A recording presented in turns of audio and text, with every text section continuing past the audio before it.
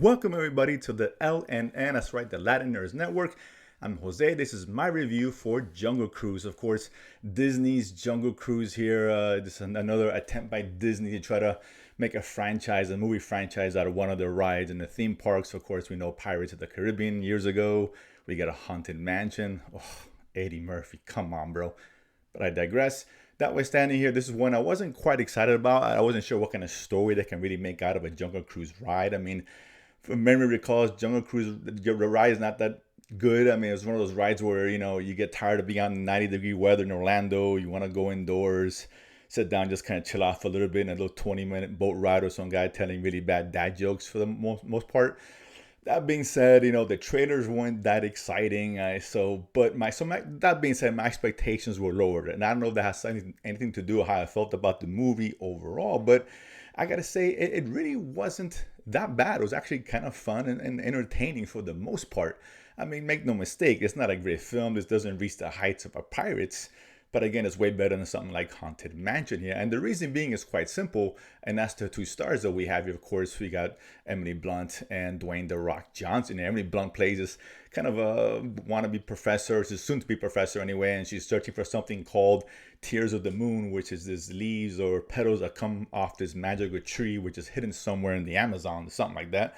So she travels down there. She hires The Rock, who's this Jungle Cruise captain, to kind of help her navigate the dangerous waters of the Amazon. And of course, she's being chased by these evil Germans who want the power for themselves. And there's other obstacles that come about, including this kind of 400-year-old Spanish conquistadors who are cursed when they failed to obtain the Tears of the Moon, way back in their time, etc., etc. Again, and it sounds like a good adventure, and for the most part, it is. But again, this movie relies on the strength of these two stars here.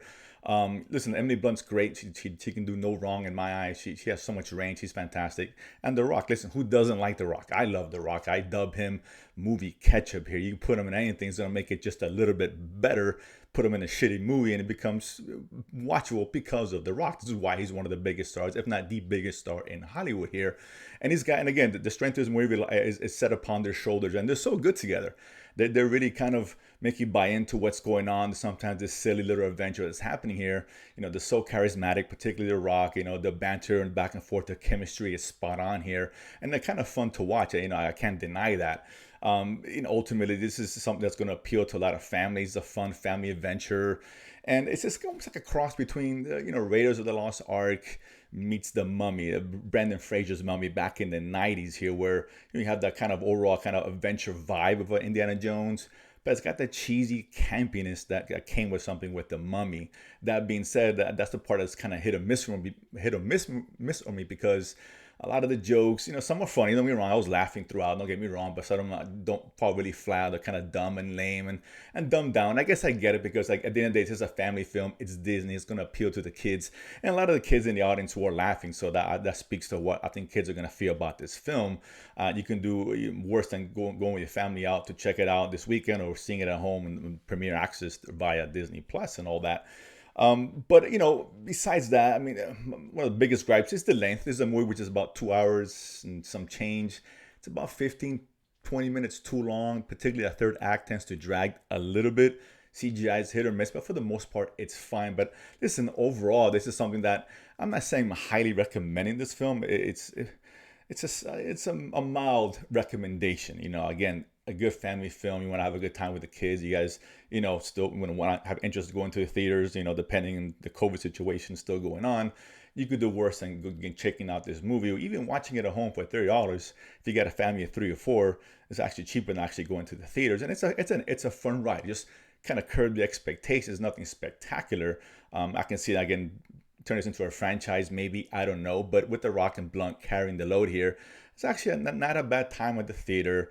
Nothing to get excited about, and you probably watch and forget about it in a week or so. And again, maybe there's a sequel, and it's just enough there to kind of say, I'll check out another one just in case. Only because, again, with The Rock's presence and Blunt being partnered up with him, it's hard to go wrong with that. So that being said, you guys check it out. Comment below. Let me know what you guys thought about the film.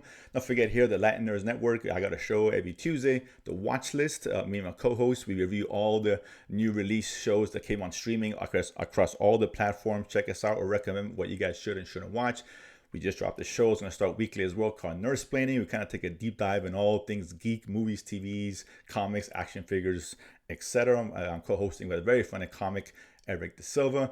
And of course, as always, support the channel, like the video, share it, and as always, subscribe below and continue to feed my need to go to the movies and talk about it afterwards. See you guys next time.